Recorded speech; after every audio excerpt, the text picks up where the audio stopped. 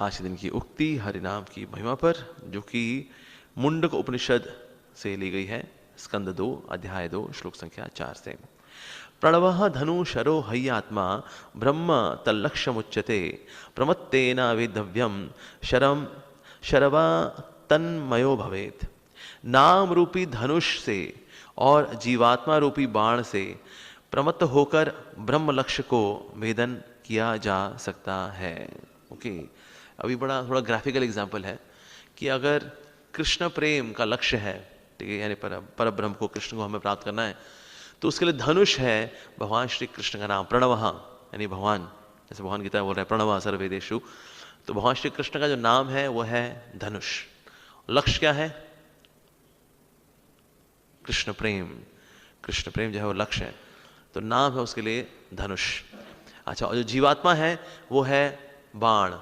तो बाण को जब तक हम नाम के ऊपर नहीं चढ़ाएंगे, यानी कि नाम का सहारा लेगा, तो तीर कितना जा पाएगा? तू ऐसे फेंक दे फक, तो रास्ते में गिर जाएगा, कृष्ण प्रेम तक नहीं पहुंच पाएगा। तो कृष्ण प्रेम जो है बहुत ऊंचा लक्ष्य है, उसके लिए नाम रूपी धनुष उसको धारण करना चाहिए। इसी बात के और श्लोक भी हैं, इसमें फिलहाल ये वाला श्लोक बताया गया। साथ ही इसको पकड़ने की ताकत भी होनी चाहिए।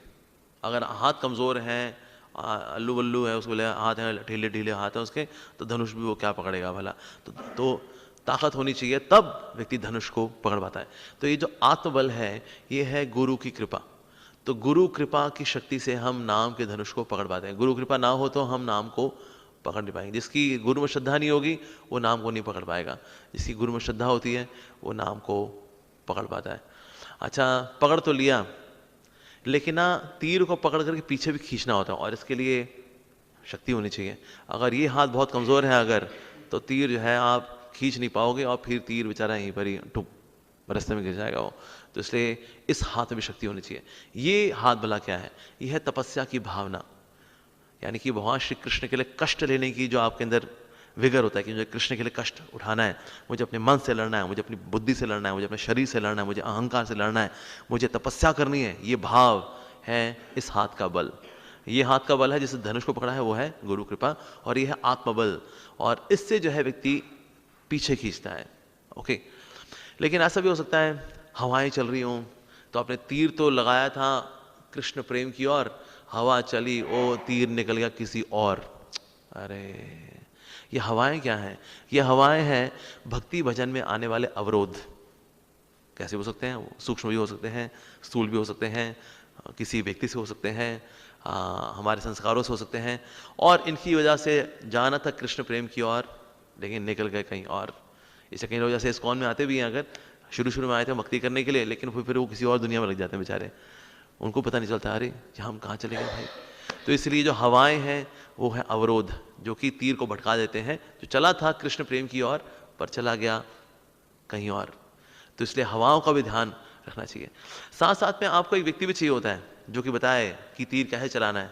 पता लगा हमने उल्टा तीर चला दिया और खुद पे चल गया वो, फिर तो इसलिए ये पता होना चाहिए, देखो वो लक्ष्य है, तीर को ऐसे लगाते हैं, हाँ, फिर ऐसे पीछे खींचते हैं, हाँ। तो इस प्रकार से एक ट्रेनर भी हमको चाहिए होता है तीर को सही से चलाने के लिए, वो ट्रेनर है गुरु।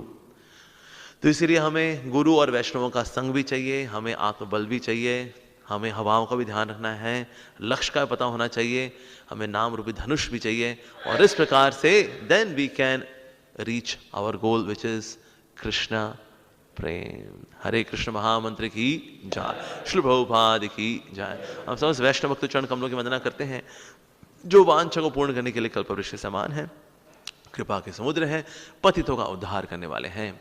वांछा कल्पतरुभ्यश्च कृपा सिंधुभ्य एव च पतितानां पावनेभ्यो वैष्णवेभ्यो नमो नमः। अनंत कोटि वैष्णव वृंद की जय। हम सब मिलकर के ध्यान पूर्वक हरे कृष्ण महामंत्र का जप करेंगे।